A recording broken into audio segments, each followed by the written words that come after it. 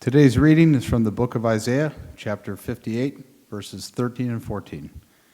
If you refrain from trampling the Sabbath, from pursuing your own interests on my holy day, if you call the Sabbath a delight and the holy day of the Lord honorable, if you honor it, not going your own ways, serving your own interests, or pursuing your own affairs, then you shall take delight in the Lord. And I will make you ride upon the heights of the earth.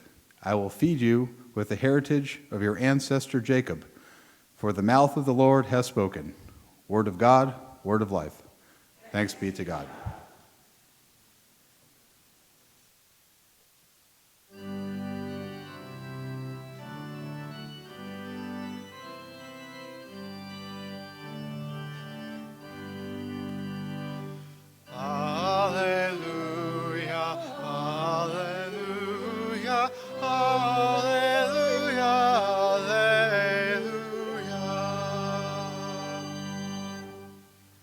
Holy Gospel according to St. Luke, the 13th chapter.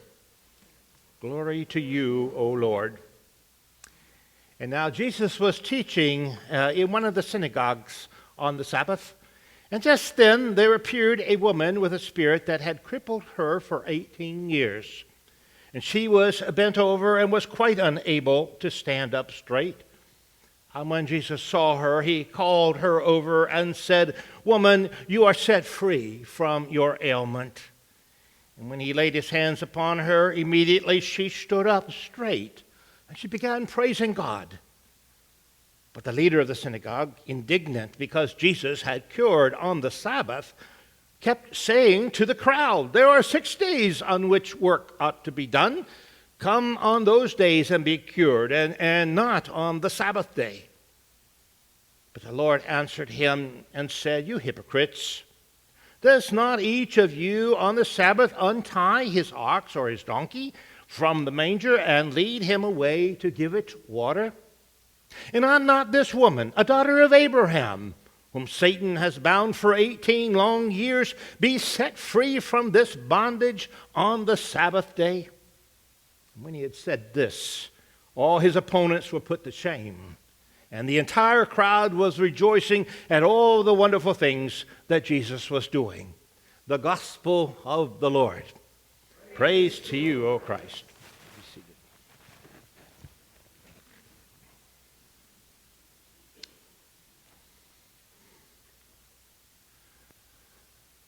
The story in our gospel reading this morning reminds me of Jerry. Jerry was my longtime friend until his death several years ago. He served several terms as the president of the congregation that I served in Tampa for 12 years. He was a lay person deeply committed to the Lord and to the work of God's church in that place. Unfortunately, about 25 years ago, Jerry began his battle with a severe case of Parkinson's disease, coupled with a related degenerative back problem. When you sat with Jerry in the living room or across from the kitchen table, you wouldn't notice that there was anything amiss. He would be able then to look you straight into the eye, and he would engage you in conversation, eager to hear your ideas and your vision and to hear thoughts and ideas. And he was always a quick wit on top of that with a quick smile. But when he would stand, you would notice it immediately. His ailments had taken a tremendous toll on Jerry's health. They left Jerry bent over and twisted. When he stood to walk, his body became rigid, and he was bent in agony. You could see it in his eyes and in his movements. Doctors and surgeons had treated Jerry, even implanting some devices into his brain, but they could not cure what bent him over so awfully. And yet, without complaint, Jerry remained always a good friend, a great confidant, an advisor, an encourager to me in my ministry as pastor and as bishop. I miss him. Today in our gospel reading, we have the story of an unnamed woman who is described as a person who is possessed by a crippling spirit. She too is bent over and quite unable, we're told, to stand up straight. This woman has suffered for 18 years with her infirmities. She is forced to walk, indeed, bent over, facing the ground as she walked along because of her contorted back. She has most certainly endured the looks and the stares and the unkind and belittling remarks throughout these years. Look, here comes the bent woman, the crippled woman. She is such a sad sight to behold.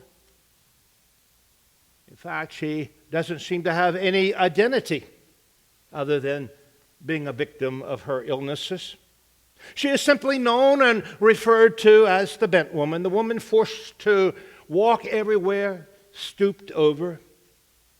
And of course, she bears on her shoulders the additional weight of the invisible and yet very heavy burden, the burden of being different from everyone else, the burden of not looking like everyone else, the burden of not being able to do what everyone else is able to do.